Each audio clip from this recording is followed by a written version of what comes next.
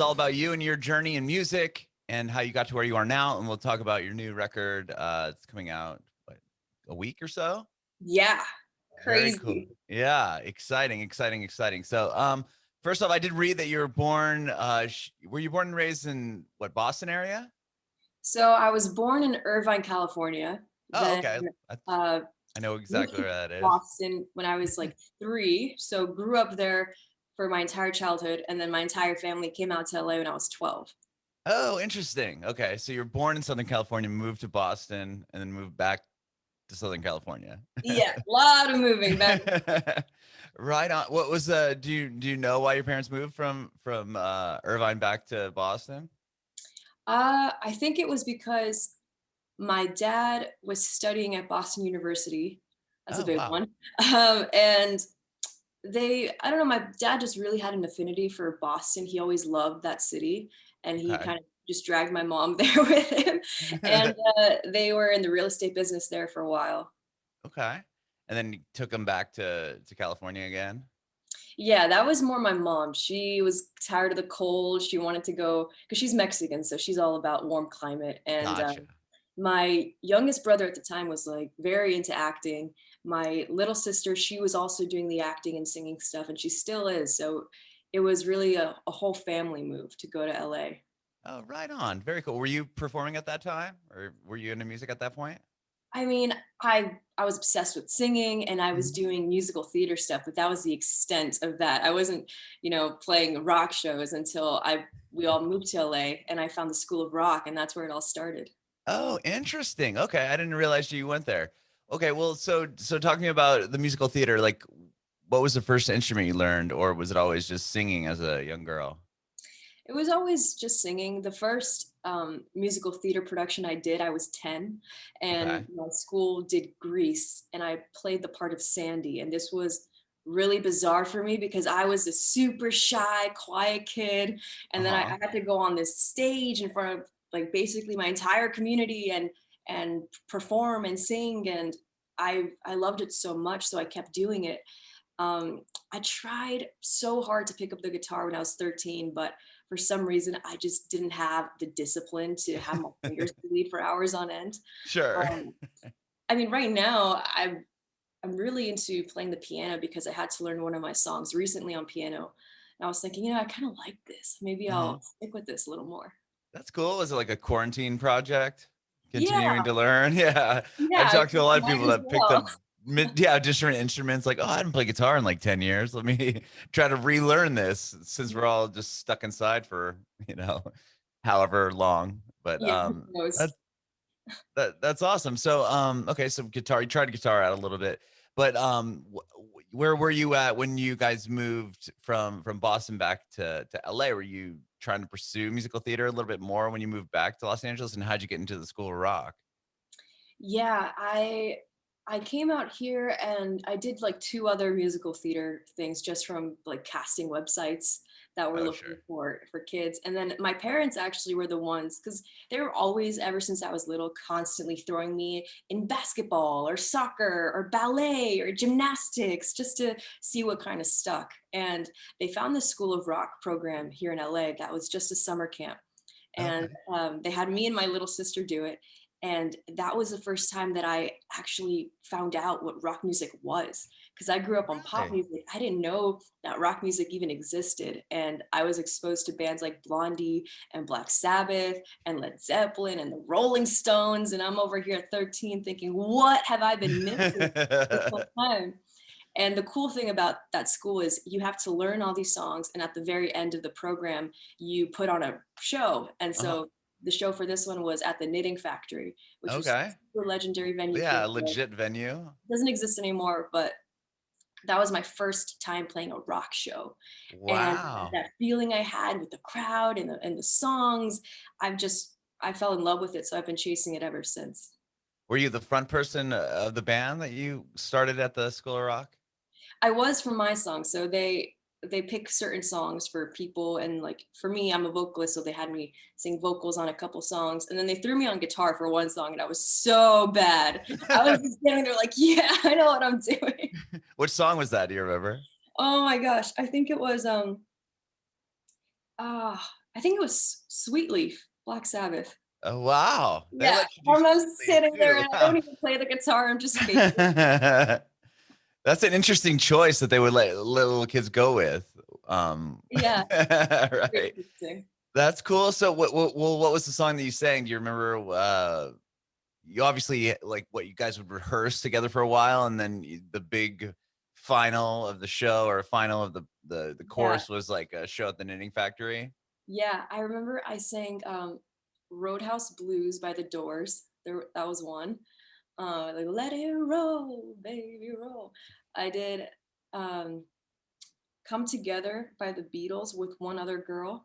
Okay. And oh my God, there was one more. Oh, and I think I did Sympathy for the Devil. Oh wow, Stones. Yeah, so Okay. super like for someone who didn't know rock music before then, you can imagine my brain was just exploding. Sure. Did you guys get to choose the songs? Like how did that really work? Or was it you No, were thrown in like little groups of people and they're like, okay, you guys are gonna cover this Rolling Stone song, you guys are gonna cover whatever. yeah, they chose the songs and then they just placed us wherever. That's amazing. And then how long did you go on doing School of Rock? It was just that one time. It was Oh, the okay.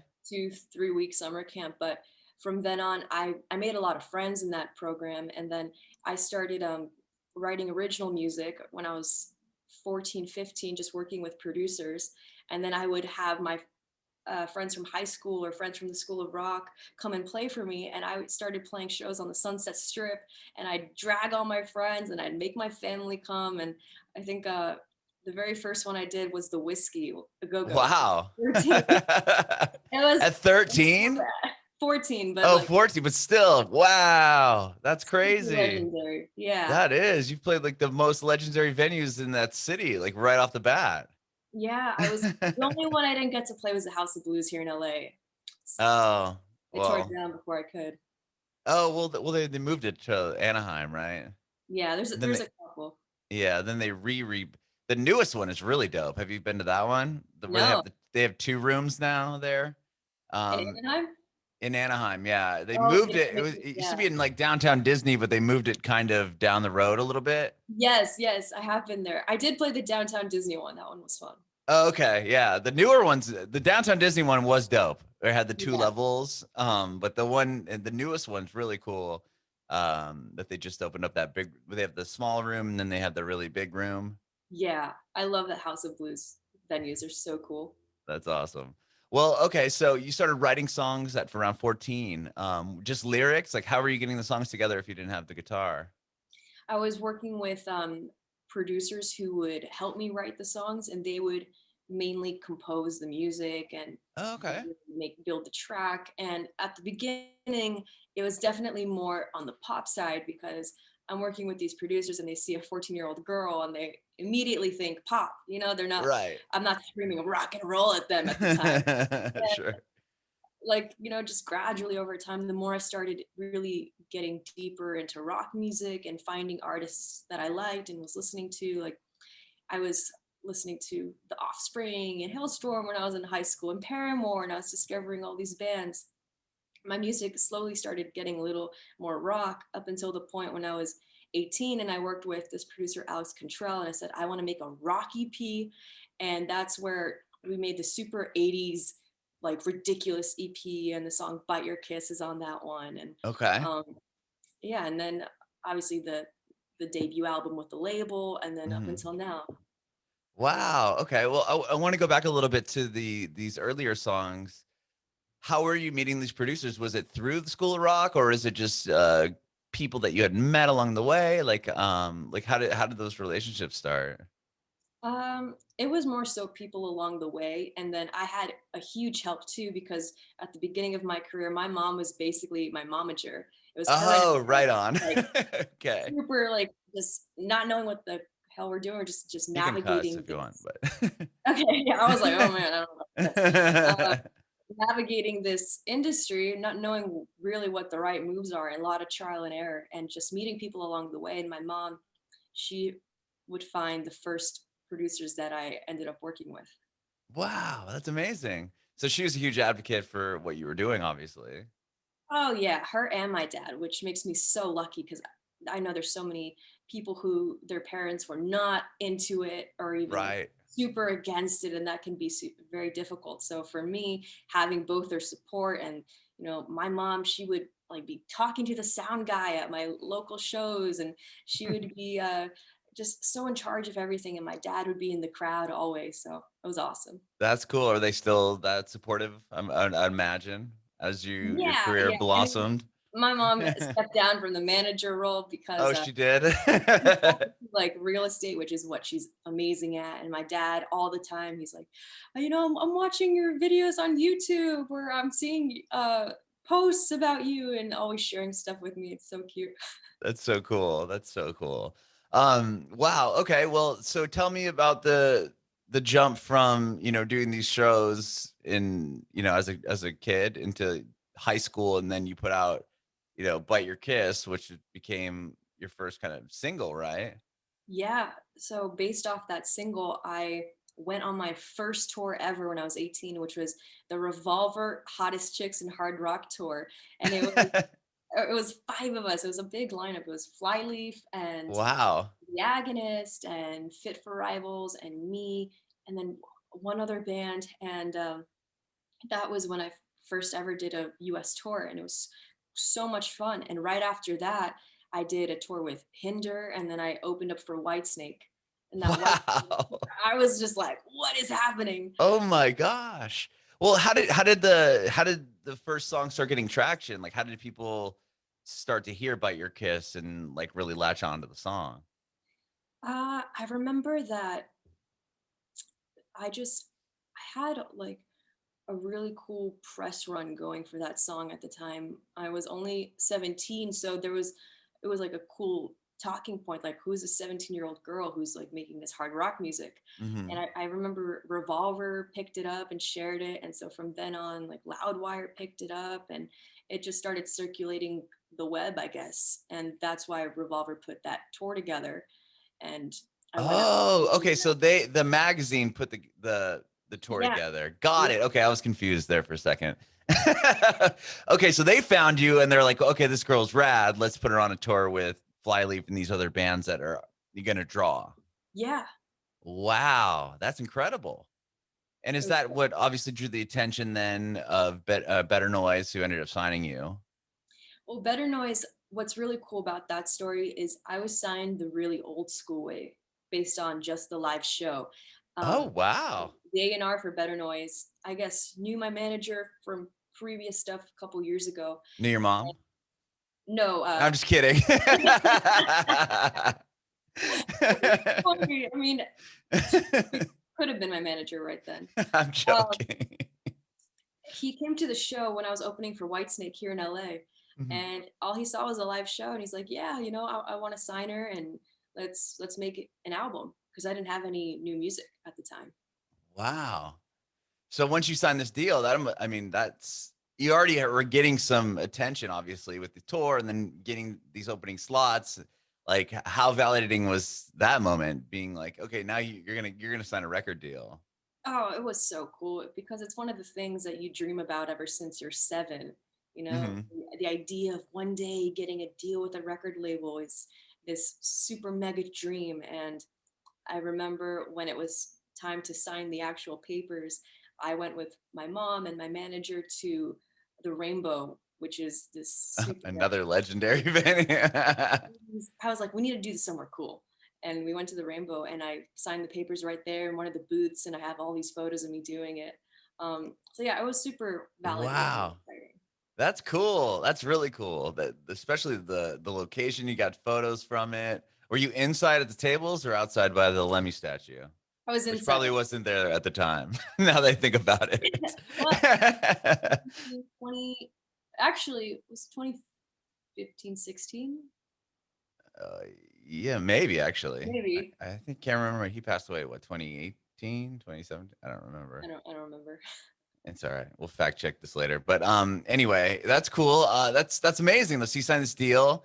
And then Better Noise, what I mean, they obviously put a record out for you, but how does that process start? Now are you like, uh-oh, like I'm signed to a label? Like, how Oh do yeah. I put this record together? Like, was there a lot of, you know, Oh I yeah, don't want to say very, doubts, but like I'm sure a lot of pressure.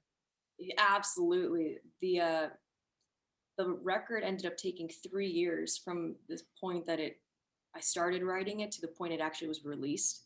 So I Wow. started writing it when I was 18 back in 2015, and I worked with Howard Benson because the label knew Howard and they picked Howard as the producer for the album.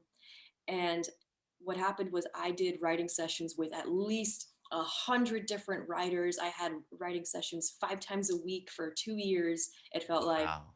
And Howard was even telling me at the time, there's such a small chance that this album ever even sees the light of day, just so you know. A lot of uh, people who get signed to Wow. labels and they're working on their album, sometimes the label never releases the album, or it just, Sure. you know, you don't know. There's no guarantee. And Oh so my there's a gosh. lot Was of that must have been even more pressure, right? You're like, yeah, okay, the guy that's producing the record's telling me it might not even come out now. Like, yeah. and we're here all the time. Like, oh my Uh-huh. gosh. And I'm over here, this 18, 19-year-old girl, and I'm not like this songwriting mogul yet. I'm very in the beginner phase of being a songwriter, and I'm working with all these people. And every session I'm going into, I'm thinking, I gotta get a good song. I gotta get a good song. And there was always this pressure. You gotta get the radio single. You gotta get the radio single. So yeah, that was a tough time for me. And then when the album eventually did come out, it was a huge celebration for me because Sure. I didn't know if it was ever going to come out. Wow. And then when the record comes out, do they push it pretty hard? Like, I mean, I know you had a few singles off the record or a couple singles off the record. Yeah, Did you like do a opening slot tour? Like what was the kind of the progression once you put the I record did. out? I did a lot. Right when the album came out, I opened for From Ashes to New and Bad Wolves, which are both Oh very yeah. good bands. So we did a headline run, and then I think the real big tipping point was when I did that collaboration with Bad Wolves, Hear Me Now. They Mm-hmm. ended up taking me out on every single tour they did that summer, which were Wow. arena tours. And I was only getting up there to sing the one song, but I was still making all these relationships and connections. And I was getting all this experience of what it was like to be a part of a big tour. And then the year after that, they took Haunted to radio. And so I started as my own artist opening up for bands like Breaking Benjamin and 3 Days Grace. And that was huge. So crazy. Wow. That's crazy. Well, they already because they put out Zombie, right? I mean, that's kind of what isn't that what really kind of sparked their success, or were they already pretty huge before that? Well, when I was approached to sing on the song with Bad Wolves, they had just released that song, I think. And Okay. I remember like they were getting traction, but it didn't it wasn't huge yet. So it was at the very, very beginning of Okay. that. Wow. Wow. That's crazy. Okay. So I mean, even being acknowledged by them, getting to sing on that record and then opening those shows. I mean, arenas, like tell me about that. I mean, going from what, like club shows Yeah. to like an arena stage, like how do you Oh was my it a totally different approach? yeah, it's really different. The first arena stage I ever stepped onto was Bridgestone in Nashville. And Okay. I'm That's where I'm at now. just to sing. You're in Nashville? Yeah, we Oh, just I moved here love like that. 2 months ago. Yeah. Oh, that's awesome. I love Nashville. Um, and I'm going there to only sing the one song. So there's a lot of pressure. Like you have 3 minutes to make an impression and you don't mess up. And I get up on that stage and it's just such a different vibe and feeling because in a club, you can see everyone and you see their facial expressions and you can really hear yourself on that stage because it's so enclosed. And then in this big arena setting, you walk out there and you just see a sea of black. You don't really Sure. see anyone's faces. The lights are blinding you. You can't really hear yourself. You feel like you're just in this open water. It's really weird to get used to.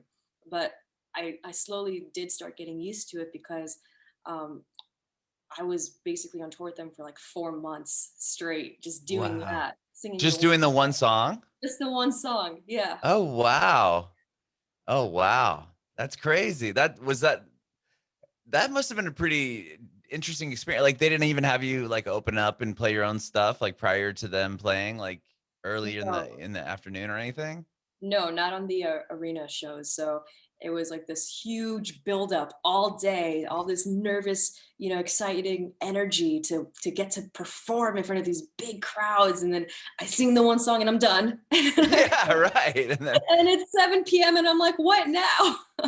like, yeah, was there a lot of I'm sure there was a lot of downtime. Like, did you have to like come up with Yeah. things to do? I mean, throughout the day? Yeah, I had a ritual where every day in these huge amphitheater venues, I would go on a run and I'd go on a run around the entire amphitheater and I would explore because I had to kill hours, there's not a lot Sure. I could do. So I would just go on my runs and I'd explore the venue. And then next thing I know, it's time for me to get on stage. Oh my. Okay. So when this was what year? Like 2018, you said 2019?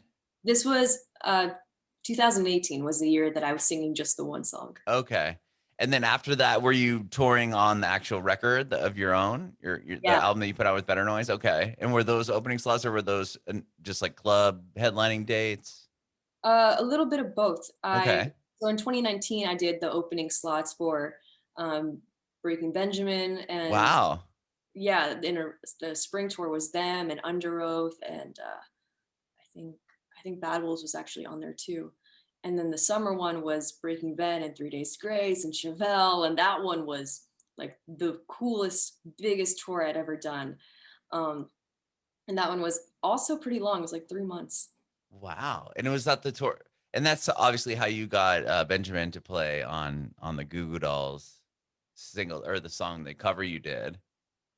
Well, I didn't have the idea to do it when I was on that tour with him, Right, but you had but, built a but I relationship. I was definitely gonna like, ask you how the relationship formed, but that yeah, obviously makes a lot of sense. Spending that I much time on the road with somebody. yeah. I mean, it was 2 years now of touring with Breaking Ben the year before, and then 2019. So I totally built a very strong connection with Ben and the rest of the guys. That's awesome. Well, where were you when like and in the writing process? Because you're not with Better Noise anymore, right? No. Okay. And you announced that last year, but like where were you with this record American Dream like in 2019, like right before the pandemic hit? Like where's that tour still happening and that tour finish? And were you getting ready to write American Dream? Like tell me where you were when this virus happened and the world came to a So close. I started writing American Dream unknowingly as far back as 2018. Like the Wow. fall of 2018, I started writing songs because I went through a tough moment in my life where I was very heartbroken and just in a lot of pain. And so nobody was telling me I had to go in and write for the next album. I just felt like I had to be sane, to really just get it out there. Because writing songs for me, especially painful memories or things that I'm trying to process and I write a song about it, it's very healing for me. So I was just kind of booking my own sessions and writing with people that I had written for the first album with that I really liked writing with. And I had like a batch of songs. And then the summer of 2019 was when I learned that I wasn't going to do my second album with Better Noise anymore. And so instead of like freaking out, I really just said to myself, well, you have these songs already in your back pocket. You have like, I don't know, 4 or 5 songs that you really think are strong. So why not just keep writing and make your own album and release it by yourself? Hmm. And originally, the album was supposed to come out in 2020, but then COVID happened and Sure. everything got flipped upside down. But I had a plan of just release songs one at a time. And the cool thing was I was releasing songs as they were being created. I didn't have the whole album done, ready to Oh, go okay. and start and just pick the best ones. I was releasing songs in chronological order of events that really happened to me. And I kept writing and writing all the way into pretty much September of 2020. So I wrote a lot of the songs on the album in quarantine. Oh, interesting. Wow. And how is that working during quarantine? Were you able to like recording and everything else? Was that like a process? And were you Yeah, doing like, co-writes with people like this over Zoom yeah, or? yeah. A lot Okay. of co-writes over Zoom, and then a lot of demoing here in this living room. You can't see it, but there's a microphone right here in the corner. We Oh, got wow. guitars, and yeah, That's cool. What was that like? Was it different? And do you feel like the songs came out differently because of being in quarantine, or no? I I mean, it's different because I wasn't going over to a million different places and meeting all these brand new strangers I had never worked with. I was really just working with 3 or 4 writers that I really connected with and liked writing with, and I got to choose this time who I could collaborate with. So it felt a lot more organic and a lot more natural, and I was able to really open up more in writing sessions as opposed to the first album where it's hard to really tell your deepest darkest secrets and insecurities to someone you just met. You know, you Sure. feel like they're Yeah, I gonna can't judge even you imagine or that. Yeah. Going into a and session it's with somebody you yeah, never met and been like, yeah, I want to write this song about this very vulnerable thing that just happened to me. yeah, Like, it's a by the weird way, I'm feeling. Adam. You know what I mean? Yeah. By the way, take your coffee. Can I go get some coffee first? Yeah. So writing this time around with people I already knew and established relationships with made it so much easier to write from that vulnerable place. That's good. I mean, I love that. And what about like the acoustic versions? I know you'll put out a song and then and I mean, your voice is incredible. So it works Oh, thank you. obviously both on acoustic and rock, whatever you want to call it. But like what was the idea behind putting out the acoustic versions of songs? So, for obvious, that song, when I first wrote it back in 2019, May of 2019, it started out, the demo was just me and a acoustic guitar, and that was it. Oh And wow. there was something like really magical about that demo. And that was the one that I played for Neil when I was on tour with them in 3 Days Grace. And he Hmm.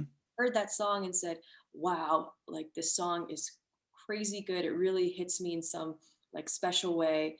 And I want to help you make your next album with Howard because they already had their connection since Howard has done multiple 3 Days Grace albums. Hmm. That's where our team kind of forged was with this song. Oh.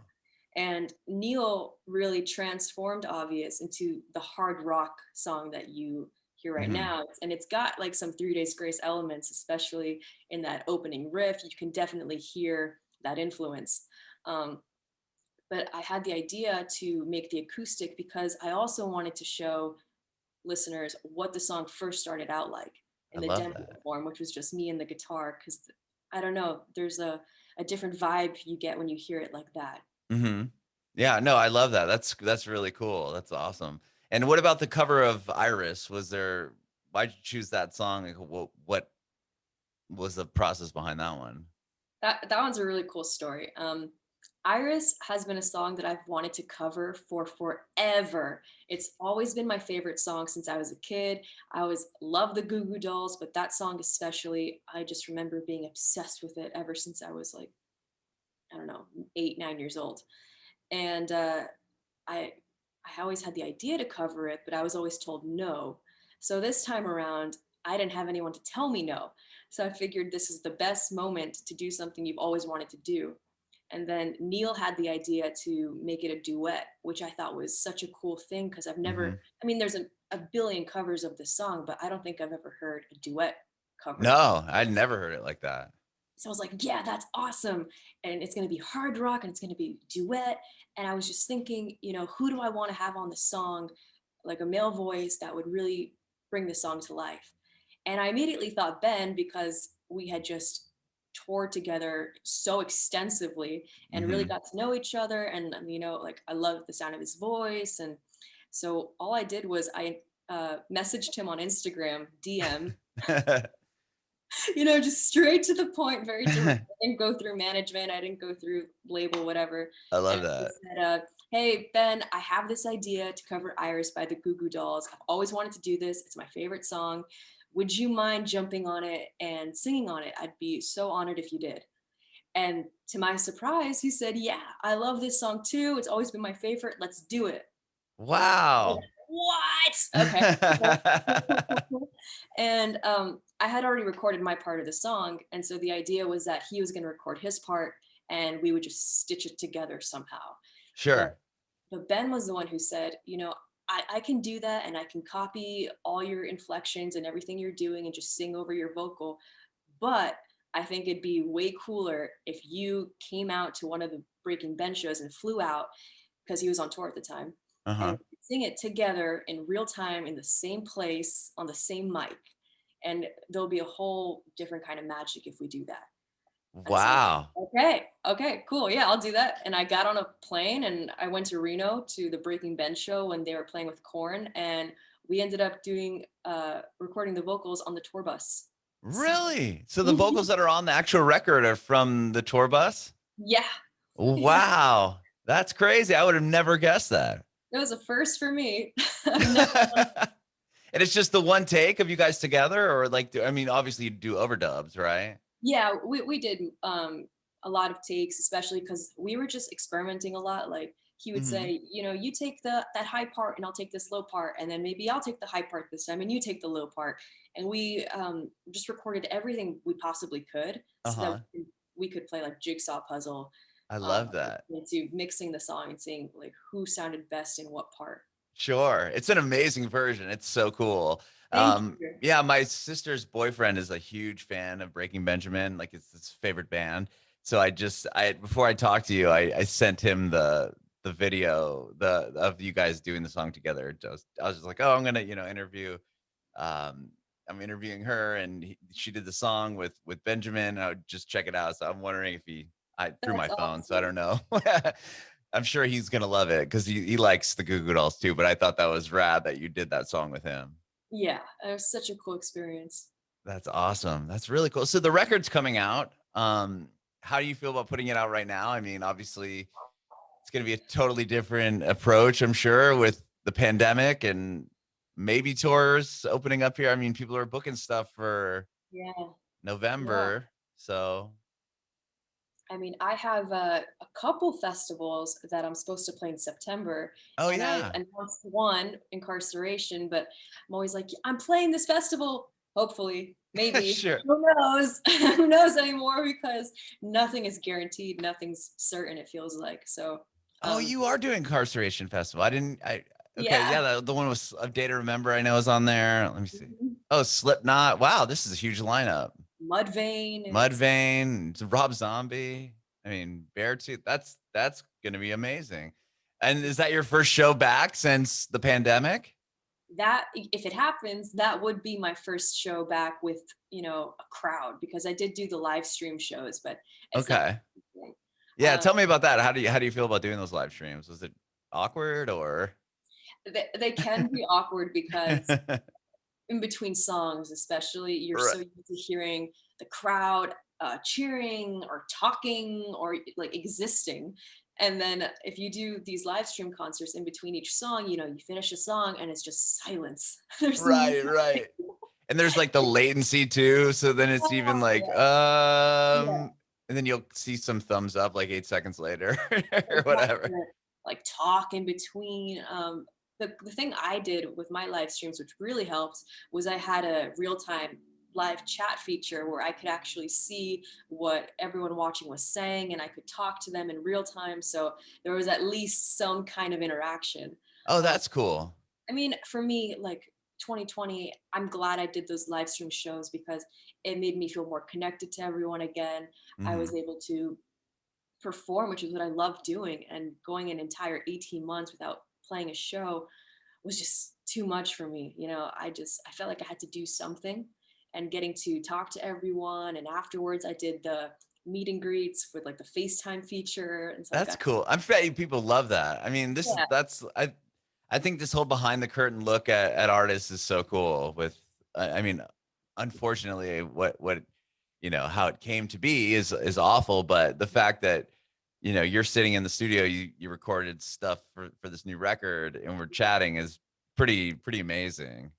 yeah, I think that this pandemic forced a lot of artists to be more creative and have to like really think, well, what can I do now with this time? Like, there's a lot of things I can't do, but what can I do? So that's really the approach I took with this last year. And that's why I was writing so much and demoing. And I don't think that if this last year hadn't happened the way it did, that I would have an album finished right now. So I always try to see the silver lining with anything that Sure. Well, not only Yeah, you have to be more creative. You have to be a lot more vulnerable, letting people into your live and your living room, right? I mean, Yeah, and pro- motivated, because it's hard when you're being told, you gotta stay inside and no one's telling you to even do anything all day. So why do you have to wake up at a certain hour to get things done? It's hard to stay motivated. Sure. I mean, and then yeah, it's like your livelihood too is also on the line where, okay, well, if I don't do these things, like how am I supposed to, promote another record? Like, am I ever going to get to play again? I mean, I'm sure all those questions ran through your mind at one point. Yeah. Oh, yeah, they did. And it was hard some days to even be excited about this album because, you know, on the hard days, I would think, well, what's the point even? But I'm so glad that I did push through because it's some of the best material I think I've ever made. So, That's really in my exciting. humble opinion. Yeah, I like, can't wait to hear it. And I mean, fingers crossed. I hopefully everything will work out and you'll be able to play that festival. It's in where, Ohio, Yeah. at Ohio State. Mm-hmm. Very In cool. My uncle went to Mansfield, that okay. college. That's where you went to college? My uncle went to college Oh, there. cool. I actually got to go to a few football games there, and it's crazy. I It, bet.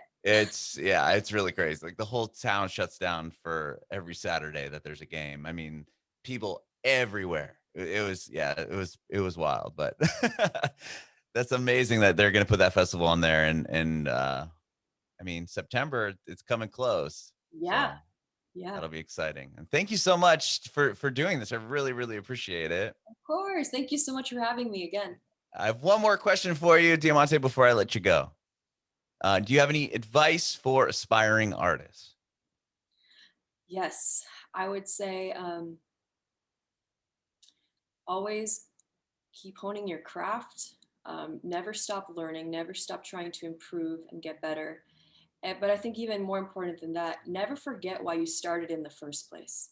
Because I think I've lost that along the way sometimes. And when you start forgetting that, you're doing this because it's your passion, it's what you love doing, and you want to do this above anything else, you always have to remember that, especially in the hard moments, because it's easy to lose sight of that when you're getting told, you need to get that single, or you need to change this about yourself, or you need to do this or that. And um, as long as you remember why you started in the first place, I think that's how you stay grounded and you don't lose sight of who you are and what your purpose is. Bringing it backward.